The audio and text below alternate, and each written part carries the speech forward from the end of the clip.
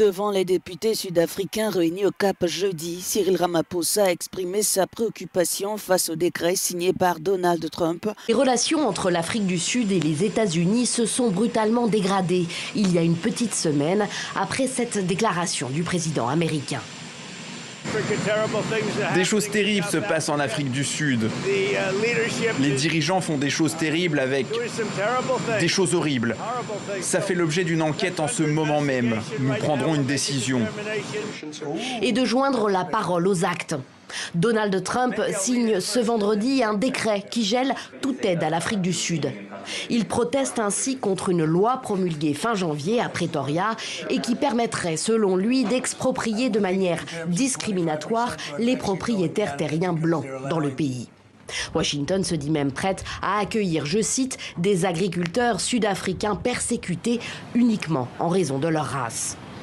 Des initiatives qui choquent en Afrique du Sud, où la majorité des terres reste détenue par la minorité blanche.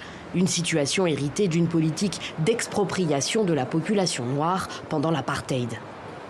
Ce décret est absolument raciste. Ce n'est pas surprenant car Trump et son administration sont assez racistes.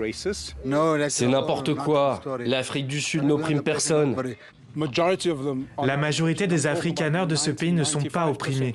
90 à 95% d'entre eux vivent dans des quartiers riches. Ils n'ont pas de problème. En fait, il accorde le statut de réfugié à des millionnaires. Dans l'entourage de Donald Trump, le milliardaire américain Elon Musk, qui a grandi en Afrique du Sud à l'époque de l'apartheid.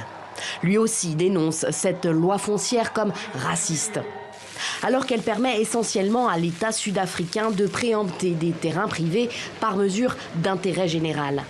Des expropriations sans compensation sont possibles, mais pour des terres non productives, abandonnées ou délabrées. Il ne s'agit en aucun cas d'une confiscation des terres.